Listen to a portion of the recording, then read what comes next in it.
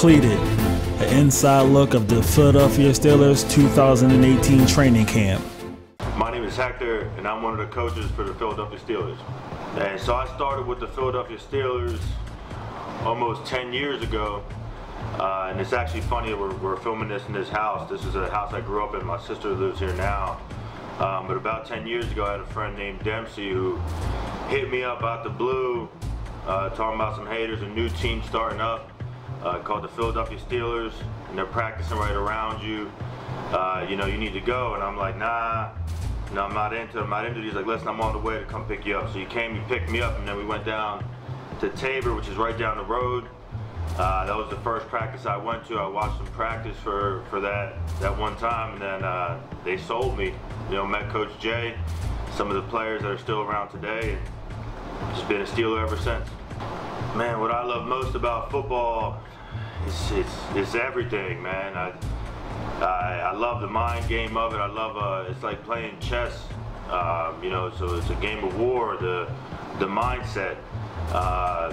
You know, football is not about being the biggest, fastest, strongest. You know, my teammates will tell you that was never any of my strengths.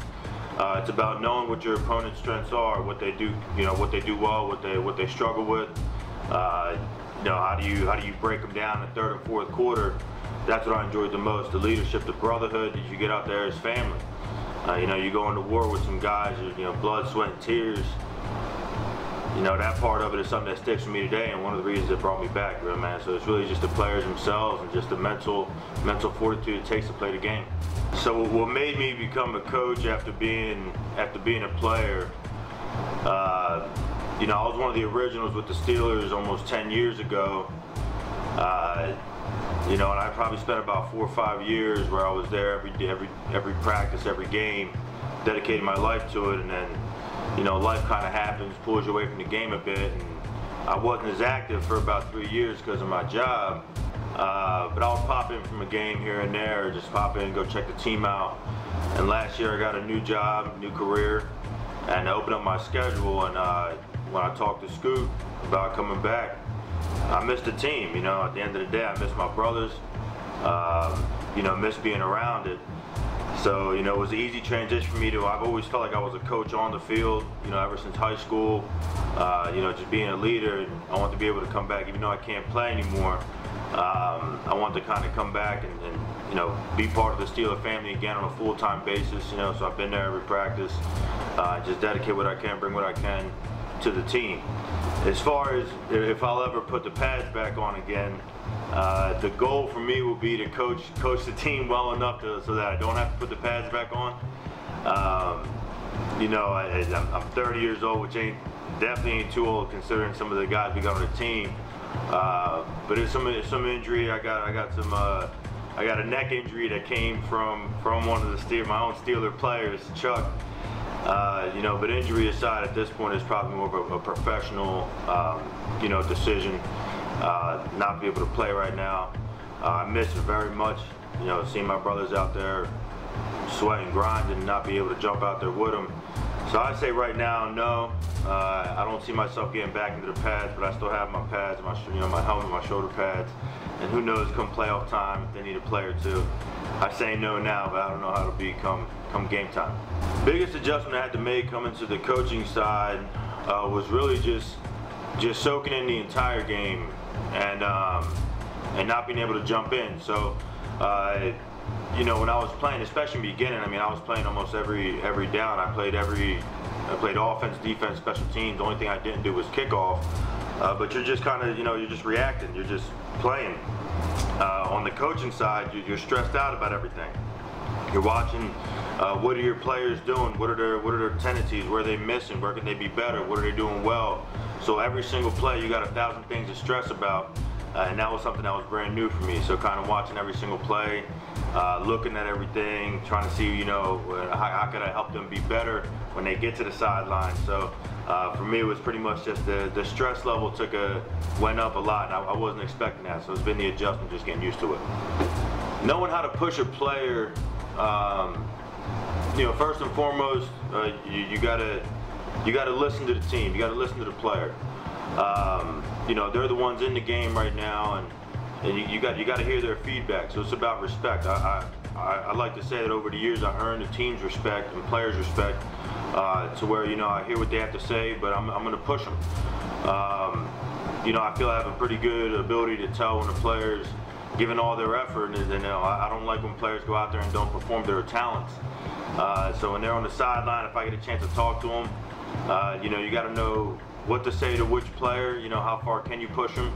I can tell you right now, I can give you a football personality preview on every single player on the team. So I know who to approach, what to say. Sometimes you got to dig in him. Sometimes you got to fall back a little bit, let them vent. But at the end of the day, I hope they understand that I'm there to try to push them to be their best, and I think I'm on that level. So it's really just a matter of being able to work with the players, listening to them, and treating each one with, kind of knowing who makes them tick and who makes them, push themselves. So the current Steelers team, it's funny because there's an old saying, the more things change, the more things stay the same.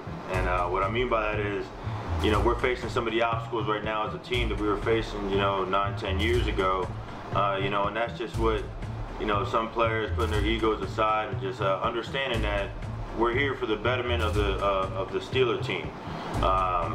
We have to make sure that we're all on the same goal as far as trying to make the Steeler organization look good, and play well, get to a championship. I said it before and I'll say it again, I think we have by far the most talented roster in the league. I mean, the abilities of some of these guys is just insane when you watch what they can do, their natural ability. But that means nothing on an individual basis.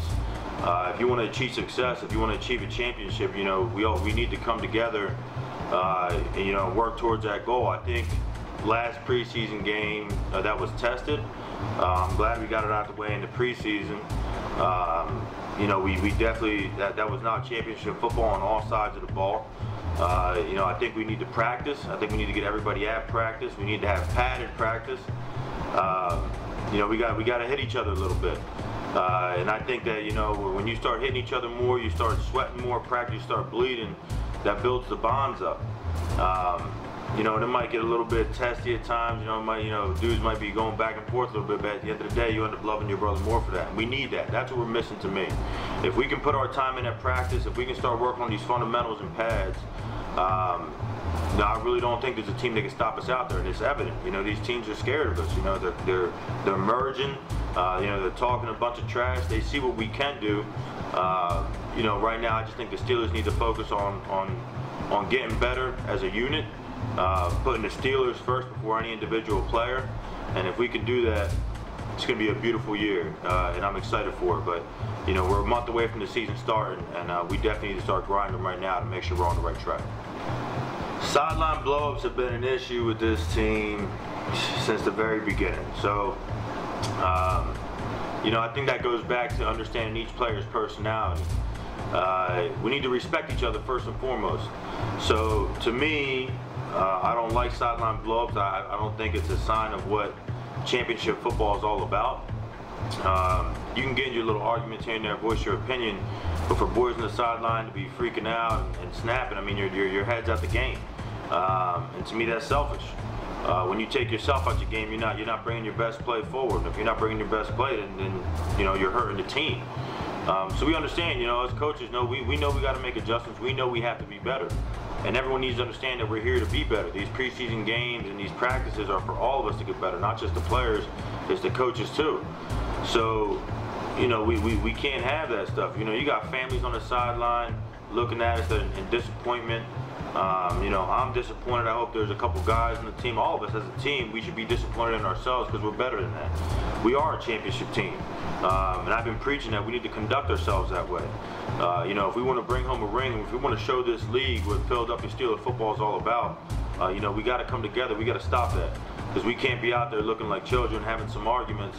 We got to get together. We're all men out here. We all have careers. We all got jobs. We do this for fun and for the love of the game and brotherhood. And we got to remember that sometimes. No one here is bigger than the game. No one here is bigger than the organization. And we really got to cut that out. So hopefully, going forward, we can kind of deal with that at practice and deal with it pregame. Because in my opinion, the people who are consistently causing trouble on the sideline, coaches or players. It really, it's not representative of the team, and we shouldn't have it. The losses sit with me more. The losses sat with me more as a player. For right now, I say that now, only 2 games in on the coaching side. And the reason I say as a player is, you can think back to certain games and certain moments and things you could have done better. So I'm a firm believer that no game comes down to one play, but maybe if you did better that one play, you'd have put your team in a better position. So I think of missed tackles I had, I think of missed opportunities, a step too late, a step too early. So as a player, you definitely, and that goes back all the way back to high school days. I still remember, I still have some scars from back then. So hopefully I don't learn what that feels like too much as a coach for right now. So I'm not really trying to get used to what the loss feels like as a coach, but maybe I'll have a different answer in a year. Man, I see myself involved with the game, for the rest of my life. I would tell you when I started, even in high school football, was a little bit later in life when I started with high school, but having the support of my family and my mom, my sister. When I started with the Steelers, they were the original cheerleaders. Getting shirts made and all that. And, I will tell you the love I have for the game. Anyone who knows me, they know the passion I have for it. So, not being able to play anymore, I'm getting myself into the coaching game right now. I would like to take this to the next level. Right now, I'm kind of coaching wherever I can on the team, helping out anybody and everybody. But I'd like to take it to the next level one day. Ultimately, whether it's defensive coordinator, become a head coach, whatever it is. I feel that I'm a leader. I feel that I respect the players. I respect the game. So as long as the game will have me, man, I hope to be around this for the rest of my days. So the balance of home and work life actually is something that that was tough for me over the last couple years. I used to work in a sales position that my schedule was all over the place, and that was hard because I spent 4 or 5 years, I said, of being there every single day for every practice, every game, and that's your escape from your life stresses, was playing football. Being able to walk away from the other, my previous career and getting to the one I have now. Where I have more of a set schedule and I'm available on practice nights and I'm available most weekends. That's really having able to balance it. Right now I don't have a wife, I don't have any kids, so I know it gets a lot more difficult for the players and coaches to have to manage that.